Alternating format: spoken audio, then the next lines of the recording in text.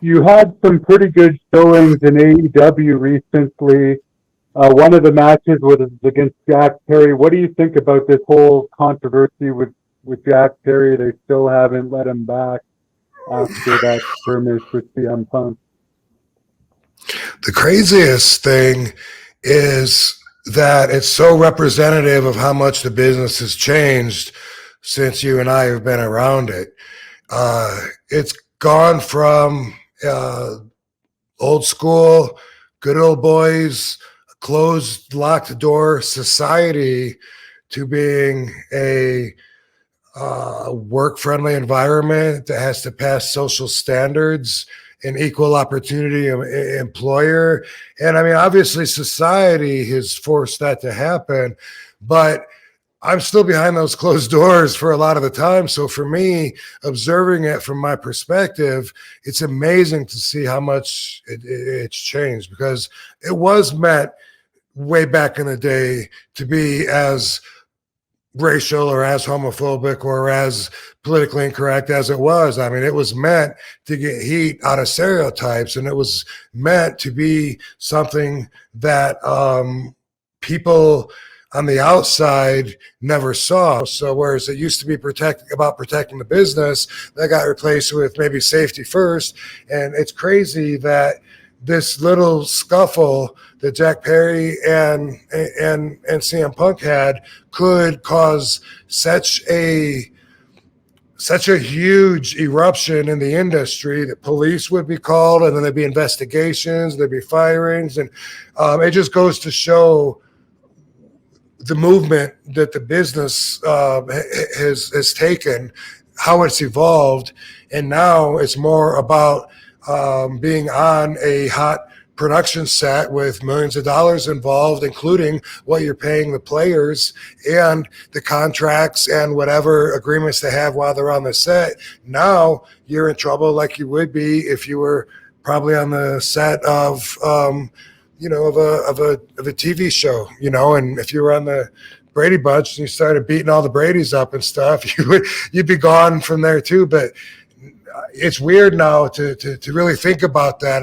I could have an issue with another wrestler. I don't know. Let's just say it was Scott Norton. Very random.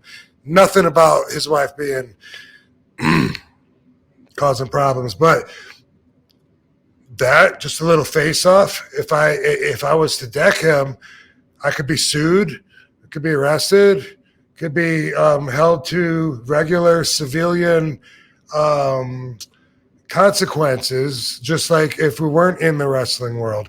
And I don't know that I would do the same, but we're trained to do that. If you get beat up or if your rights are violated, someone's got to get sued. You're entitled.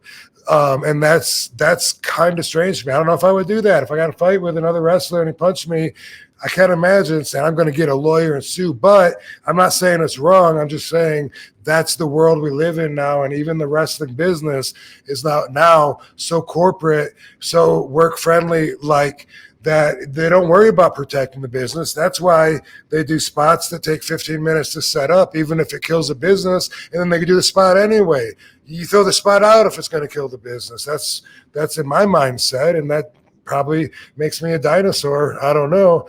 Well, I guess I do know, and it does. At least makes me an OG. But at the same time, as you saw in my 3 matches with AEW, I'm still old school mind, but I took care of myself and I stretched, and I always knew that what I was doing, even if I didn't conform to what everyone else was doing, was better for me. So look at me now. You see me doing the Northern Lights. The 53-year-olds do that, the suplex, the everything. You see me doing my back kicks. First, it was just a back kick on Jack Perry.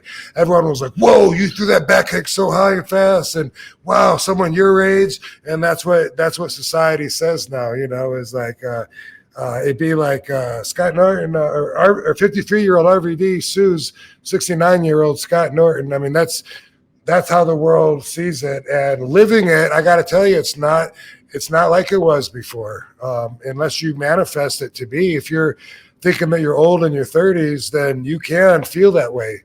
I mean, you can do that to yourself. But I'm happy to tell you, and I'm sure What's his name, Mr. Ass, Billy Gunn, and several other guys, you know, because he's like he's 60, 59, whatever he is.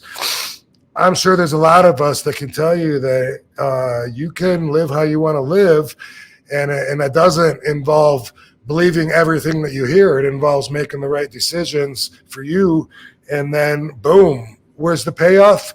Here I am. I'm still not only able to wrestle, I'm still doing it, and I'm able to do it selectively when I want to do it. So everything's awesome here. I do hope that you'll see me in AEW again, but it seems like the last couple were opportunity, because one was by Battle Creek, where I grew up in Grand Rapids. The other one was Philly. So I would suspect there would have to be an idea for them to bring me in. I'm not under any kind of long-term contract. Obviously, I have a good relationship with them. So hopefully there'll be the right reason and to do it again.